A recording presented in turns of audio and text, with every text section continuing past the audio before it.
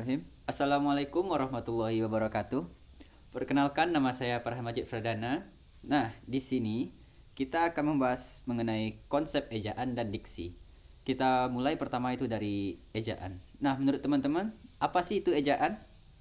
Nah, konsep ejaan bahasa Indonesia. Ejaan bahasa Indonesia itu merupakan aturan atau pedoman dalam penulisan berbahasa Indonesia. Dalam Kamus Umum Bahasa Indonesia dinyatakan, ejaan adalah cara atau aturan menulis kata-kata dengan huruf. Kata itu sendiri telah diatur dengan ejaan yang sesuai dan tepat untuk penulisan dan pengucapannya. Ejaan menjadi pedoman bagi masyarakat dalam menulis sehingga hasil tulisan yang dibuat menjadi lebih terarah, teratur dalam sehari-hari. Mencakup kepada hal tersebut, maka dibuatlah sebuah pedoman dalam penulisan. Nah, itulah yang disebut dengan ejaan. Ejaan adalah keseluruhan peraturan bagaimana melambangkan bunyi ujaran dan menggambarkan antara hubungan antara lambang-lambang tersebut, pemisahan dan penggabungannya dalam suatu bahasa. Ejaan diperlukan sebagai batasan dan aturan dalam menulis sehingga menghasilkan kalimat yang baik dan benar serta sesuai dengan aturan yang berlaku dalam penulisan. Berdasarkan pembahasan tersebut, maka ejaan memiliki fungsi sebagai berikut. 1. Itu landasan pembakuan tata bahasa. 2. Landasan pembakuan kosakata dan peristilahan. Yang terakhir, yang ketiga, alat penyaring masuknya unsur-unsur bahasa lain ke dalam bahasa Indonesia. Oke, merujuk dari gambar ini, untuk yang pertama itu ada tulisan diproses langsung dari sumbernya mata air Gunung Merapi. Nah, di situ kita melihat diproses langsung, bukan tulisan langsung. Sedangkan yang dalam KBBI itu langsung.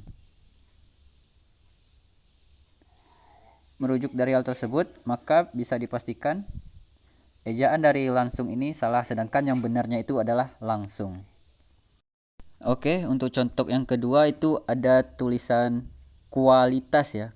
KWALITAS. Nah, di situ seharusnya berdasarkan Kamus Besar Bahasa Indonesia, ejaan kualitas yang benar itu adalah kualitas, tidak menggunakan W melainkan menggunakan abjad U ya. Kualitas bukan kualitas. Jadi dari contoh ini bisa dipastikan kualitas ini adalah salah dan yang ejaan yang benar adalah kualitas bukan kualitas.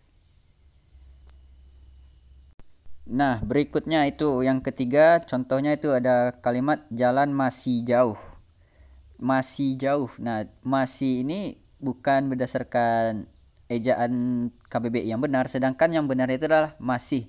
Jadi tulisan di sini adalah tidak sesuai dengan peraturan-peraturan yang ada di KBBI, maka tulisan yang benar dari masih ini adalah masih. Oke, next yang keempat itu ada ejaan lama itu dapoer nida. Sedangkan yang ada di dalam KBBI yang sudah sahnya itu adalah dapur bukan dapoer, melainkan bukan DAPUR, dapur bukan dapoer.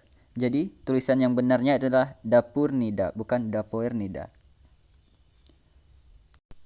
Oke, yang terakhir itu contoh kelima itu ada kalimat silaturahmi driver sangka.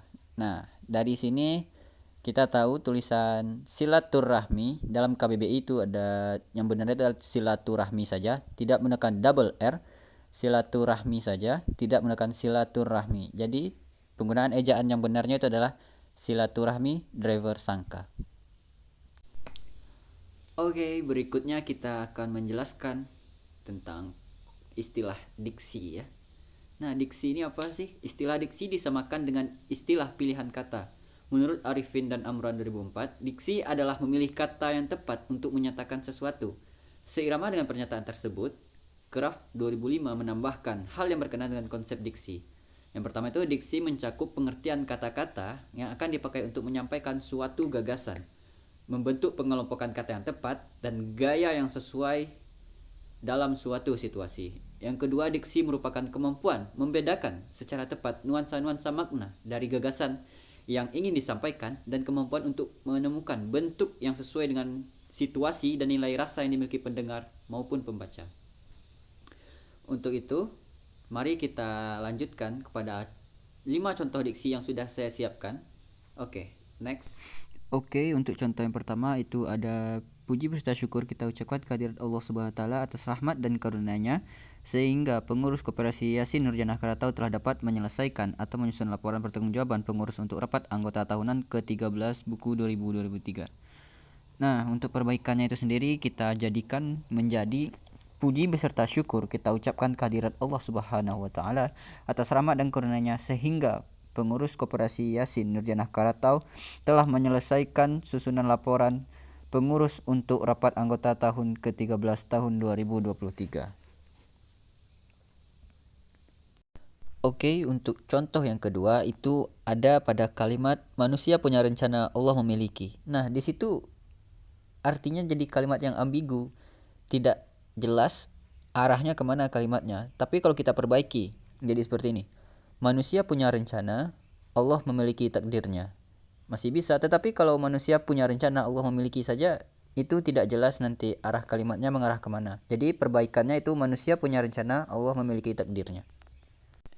Lanjut, untuk contoh yang ketiga itu ada kalimat orang lain bisa, kenapa saya? Nah, ini kalimatnya menanggung juga, ambigu artinya jadinya. Orang lain bisa, kenapa saya? Seharusnya ada sambungannya dengan perbaikan orang lain bisa, kenapa saya tidak?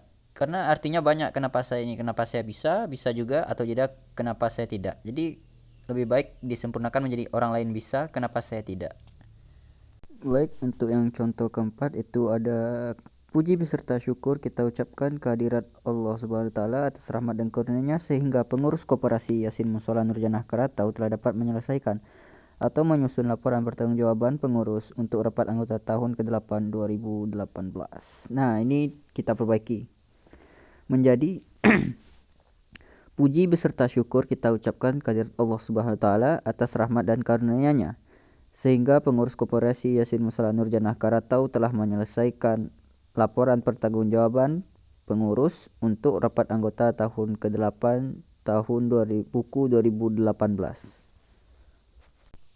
Baik, untuk contoh yang terakhir itu ada kata sambutan juga, itu puji syukur dipanjatkan kepada Allah Subhanahu wa taala atas rahmatnya lah, maka proses pembuatan buku tahun 2022-2023 dapat dirampungkan.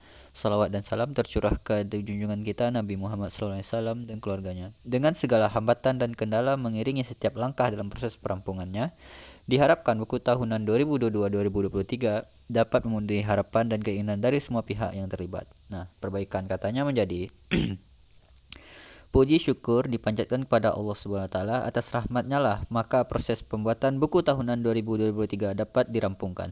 Salawat dan salam semoga tercurahkan ke junjungan kita Nabi Muhammad SAW. Dengan segala hambatan dan kendala yang mengiringi setiap langkah dalam proses perampungannya, diharapkan buku tahunan 2022-2023 dapat memenuhi harapan dan keinginan semua pihak yang terlibat. Baiklah, sekian penjelasan mengenai ejaan dan diksi dari saya. Kalau ada kekurangan mohon dimaafkan. Kalau ada salah datangnya dari saya, kalau ada benar itu datangnya dari Allah Subhanahu wa taala. Baiklah, sampai jumpa, see you next video. Wassalamualaikum warahmatullahi wabarakatuh.